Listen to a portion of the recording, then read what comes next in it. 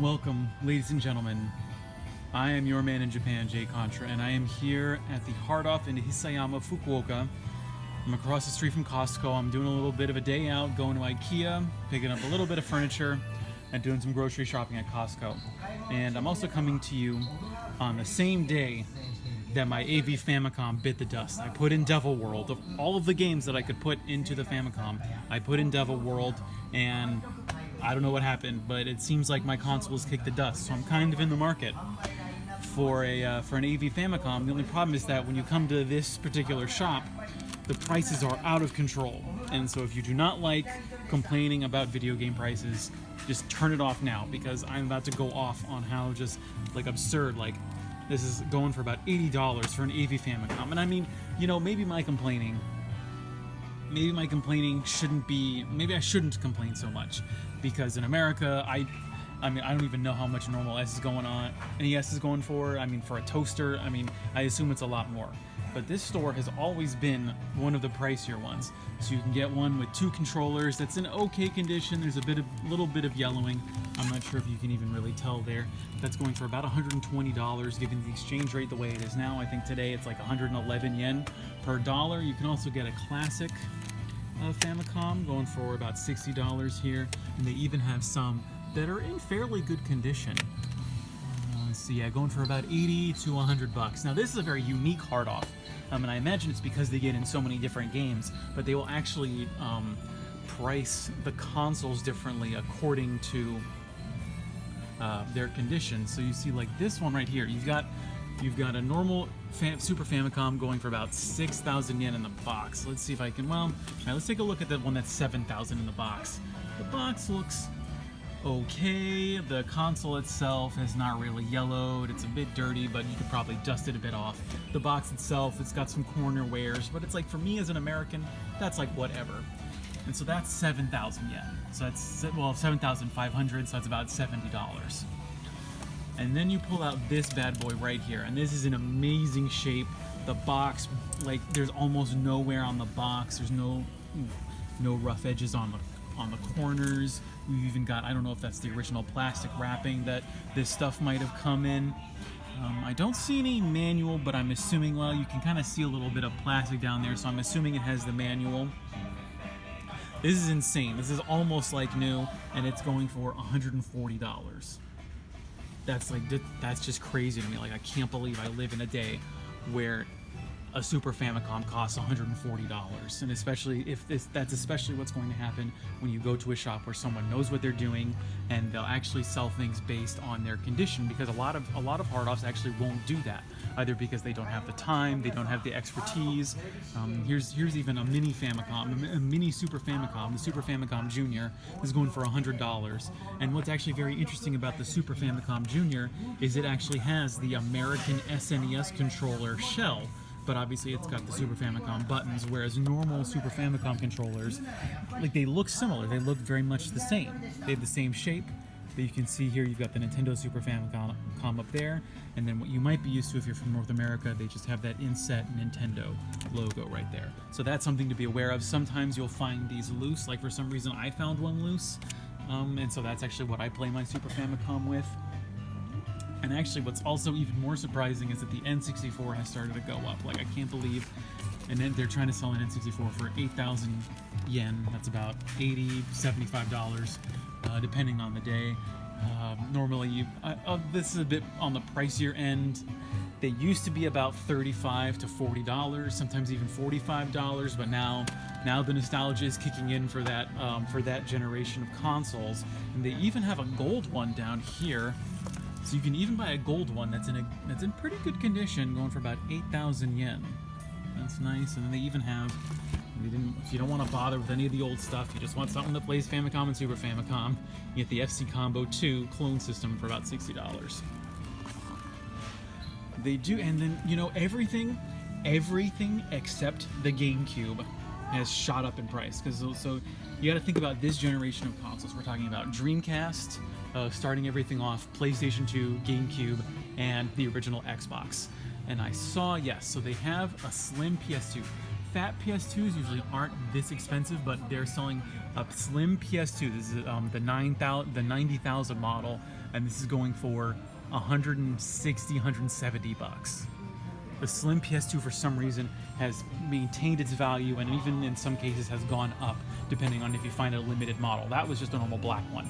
And then they don't have an original Xbox, but the original Xboxes have also started to jump up in price.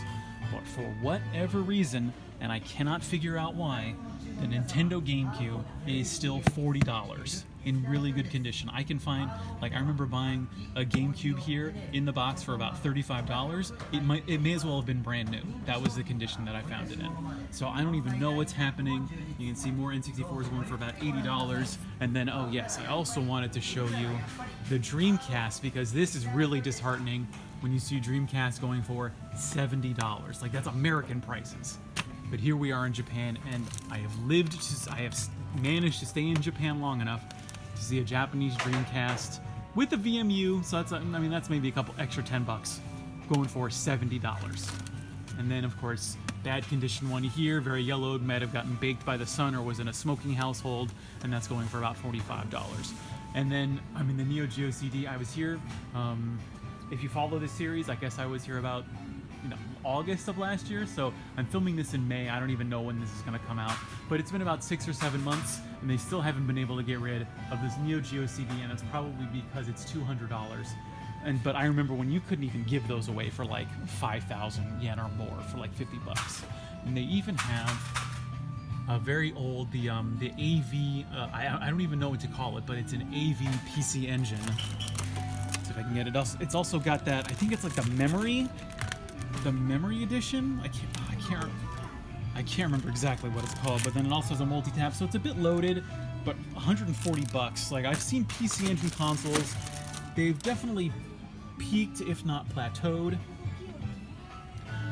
and so $140 is a bit expensive. It's a bit more than I would pay for it. And we got some like Wii U's, man. Now is your time to buy, because you know what? I thought paying like 5,000 yen for a Dreamcast was insane, and it's only gone up and up. And so if you want to buy a Wii U now, you could get one. You get this one loose for 8,000. It's about $80.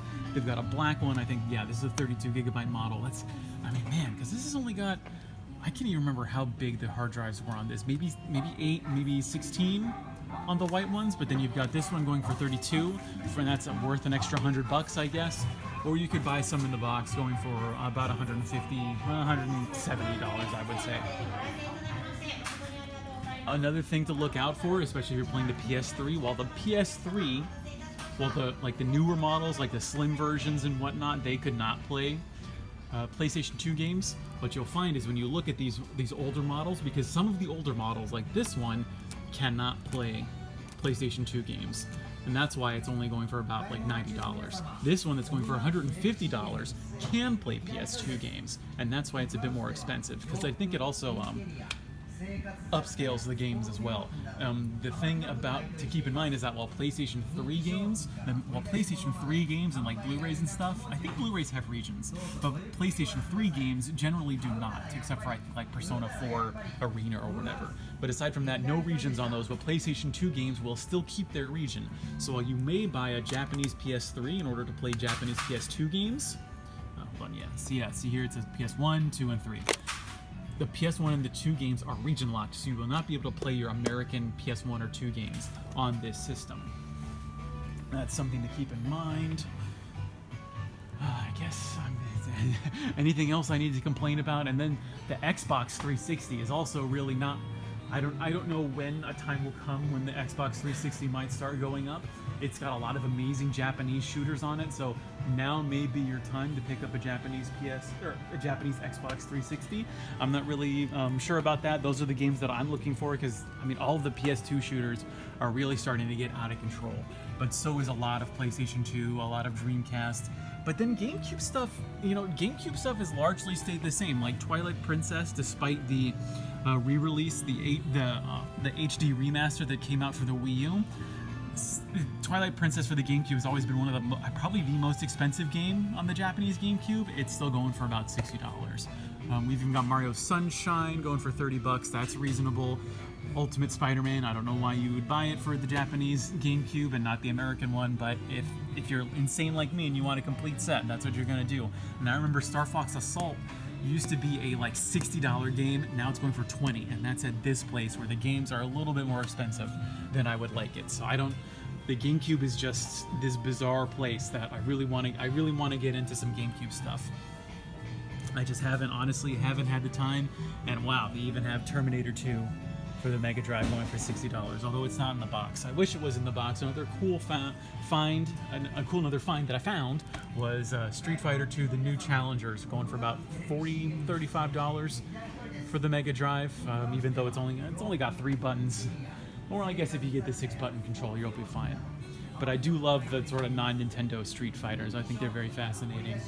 You can even get Metroid for about $35. Now, something I wanted to bring up when I was talking about how it's been about 6 months since I've been in this shop is that you'll find some stuff that is pretty expensive. And so you've got, I remember pointing out Contra 3, Super Contra going for about $80. You've also got Spriggan Power going for about $150.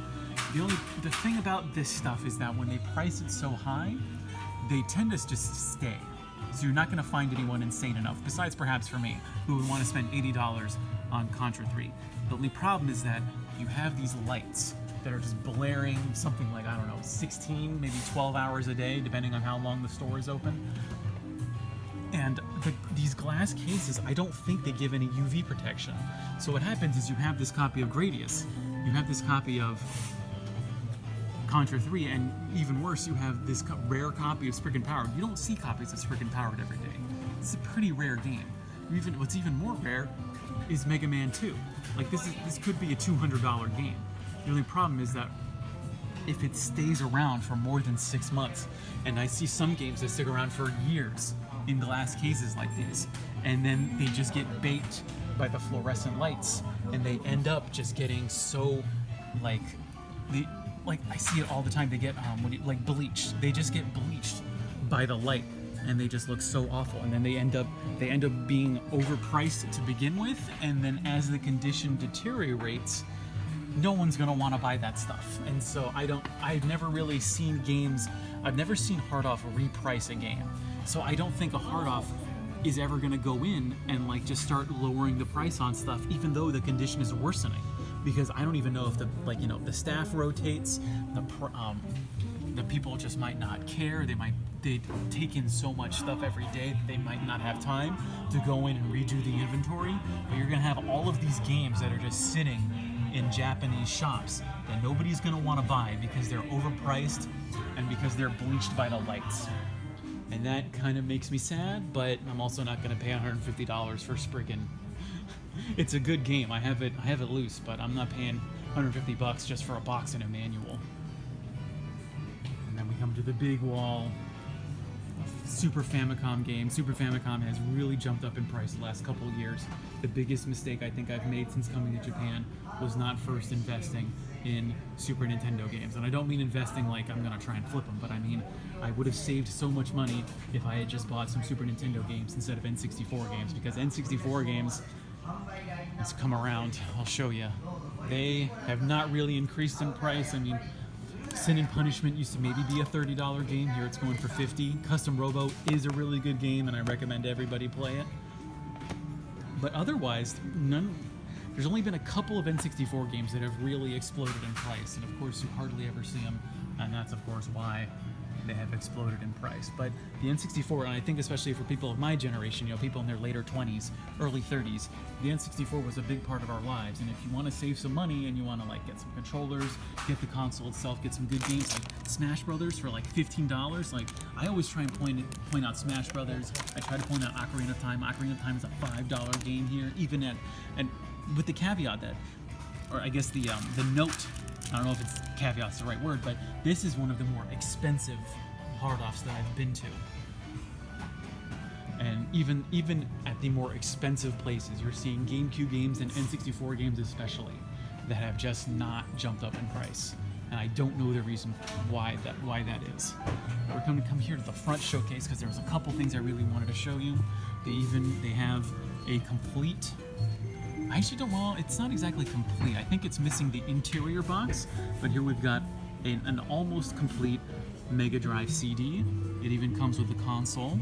And also, I don't think it might come with this box, but the box is sealed, so I don't know if it's I don't know if it's a new 6-button Mega Drive 2 controller. I'm not sure. And then we even have a $100 PC Engine. That's the composite one that you are able to more easily plug into a television.